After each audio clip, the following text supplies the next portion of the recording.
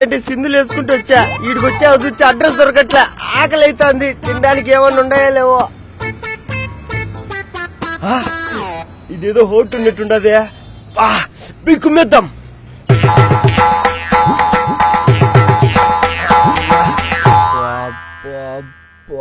ఏముండదురా or నిద్ర ఒప్పుడా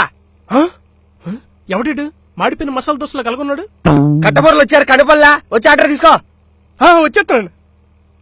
చెప్పండి మేస్టారు బాగా ఆకలి అవుతాండదురా పోయి 2 ముద్దలు సంగటి తేపో లేదు జొన్న రొట్టె ఉందా లేదు ఈడబ్బా కనీసం దోశైనా ఉందా అది అస్సలు లేదు ఈ అంకమ్మ ఏముండేరా గుడ్డు ఉంది వేడి వేడి ఆమ్లెట్ వేసి తీసుకురమ్మంటారా ఏదో ఒకటి తేపో తిరుగుంటే చచ్చిపోయి మాత్రం ఉండప్ప ఓకే బా పెయింట్ బాగుంది మా ఇంటికి కూడా ఇదే ఇప్పించుకోవాలా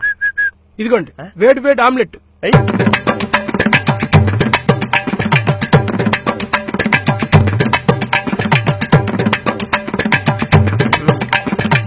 ఈడేటి ఉల్లిపాయలు కూడా వదలలేదు బా బాగుండదు ఆమ్లెట్ సర్లే గాని ఎంతైంది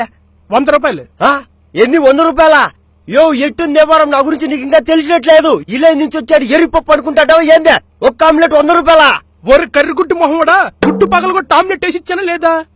వేసి ఇచ్చినావు అయితే మరదే ఇప్పుడు ఆ గుడ్డు పగలు కొట్టకుండా అలా గుంచాను అనుకో ఏ పుంజో పెట్టో అవుతుంది అది కానీ చికెన్ చేస్తే 250 రూపాయలు వస్తుంది ఫోన్ మన పల్లెటూరుడే కదా అని చెప్పి 100 రూపాయలు అడిగితే ఓ వేడెక్కిపోతావేటి ఇవి నా 100 రూపాయలు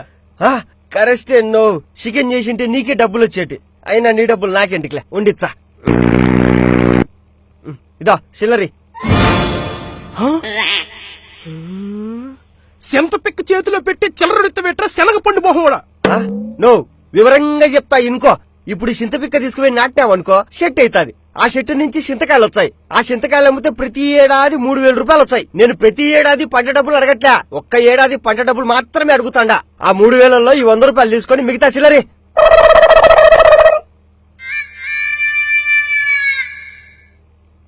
ఇది అన్యాయమే ఏందిరా అన్యాయమో నువ్వు చెప్పిన గుడ్డు కథ కరెక్ట్ అయినప్పుడు నేను చెప్పిన చింతకాయ కథ కరెక్ట్ కాదా ఏందా ఇదిగో ఈ 10 రూపాయలు పెట్టుకో టిప్పుగా చిన్నగోళ్ళు సిగరెట్ కొనుక్కో